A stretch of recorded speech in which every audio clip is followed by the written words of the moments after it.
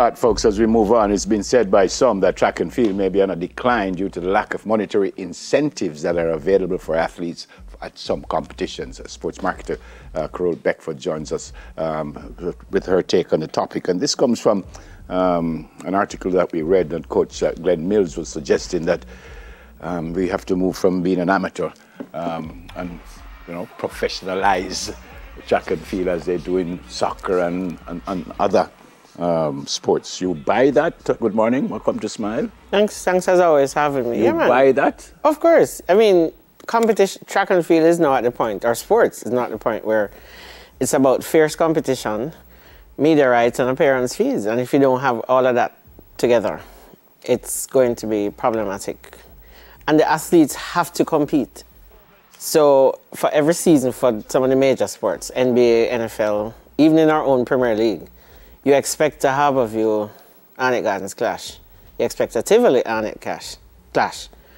In the track and field, you must have Noel Lyles, whomever. Well, does that not happen? It doesn't happen enough. So, for example, and I'll use the Americans because I don't want to pick on my own people.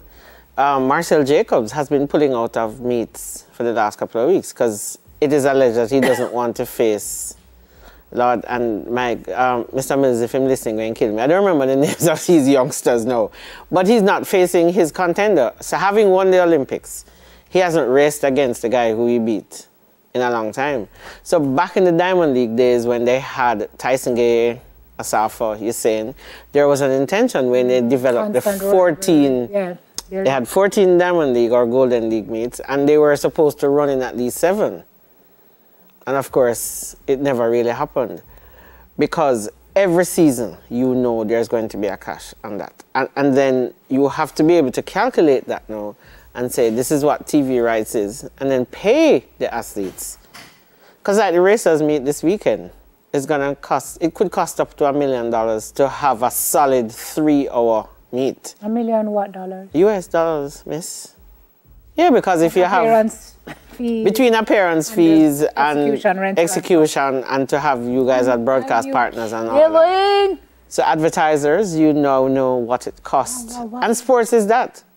Sports is that. But having said that, you have outstanding and rich NBA players, you have outstanding and rich soccer players, you have outstanding and rich track and field athletes also, don't you? Yeah, but not as much. World Athletics has been found wanting. They have not done what is required to make the sport a lot more marketable. And you know, I saw an article on CNN yesterday, I believe, suggesting that Usain is desperate to help World Athletics. It's not just Usain. You have Usain, Alison Felix, Gatlin. Michael Johnson has been tweeting. Help them how? Help them to do what?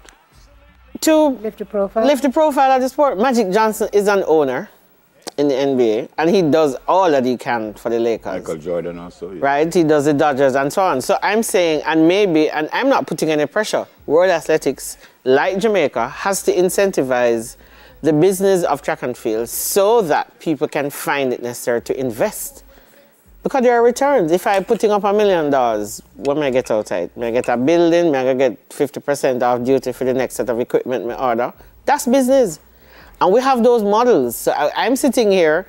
I mean, of course, when I got called and I said, all right, which position do I take? Because I've been involved at all sides.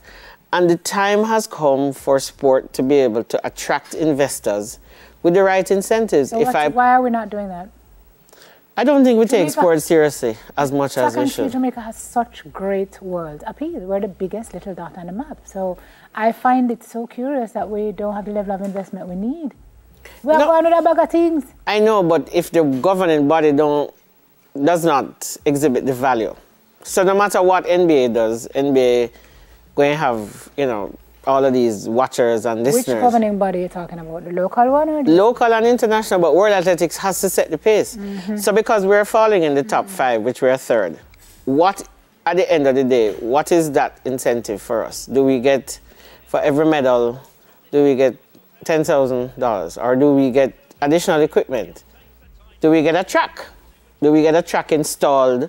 Or do we get development? And they have all those platforms. The Olympics has solidarity programs. And so you have to structure it in a way that incentivizes, because you're competing. I would never sit here and pretend that I'm going to I'd say Coach Mills not talking in any sense, nor you.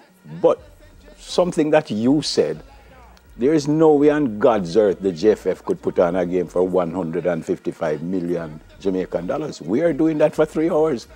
So again, in my opinion, that kind of goes against what you are trying to say, because we're having this big meet in Jamaica with Noah Lyles, and I know some of the youngsters have pulled out, or some of the athletes have pulled out. But it's 155 million, you said this cost, and we're doing it in Jamaica.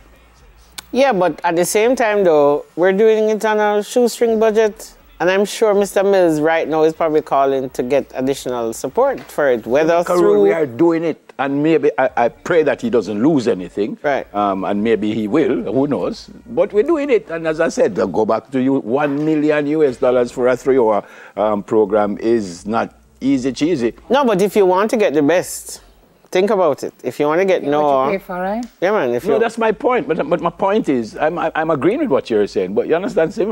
We are doing it. And again, GFF couldn't... I think what she's saying is it's too hard to do. It's too hard to do. That makes it easier to do it more often. Because perhaps if we did, then we could see more meets like this. Because all right, look at the NBA Finals, Denver and Miami. Miami just came back and got proper beaten last night. Yep. But because of the thing of the game, you know it's likely that them going to go. Even they might win one. All right. But during the season, every time the Knicks and Miami Heat meet, it's a contest. Every time Kingston College and Calabar meet, it's a contest. And so the clashes. So the track and field is not... they have to take the blame too for some of those things because they don't create the environment. And the injuries are harder because it's an individual sport. Mm-hmm. So, you understand? And so they have to create. Mr. Mills spoke years ago, and I think he's refreshed his idea when, I think in the article in the Observer, he said a club championships, MVP, racers, Titans and Sprint Tech, Elite, right, should compete. Yep, I agree with that. Because club is the gap, you know. So club is our NBA, that kind of a thing. So those are some things that we can be creative about.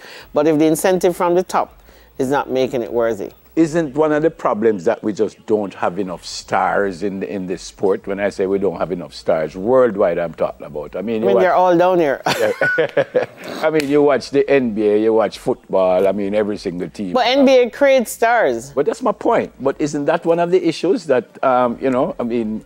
There are stars and there are stars. You mentioned KC Calabar, but if you look at even boys and girls champs, every year you're probably going to get...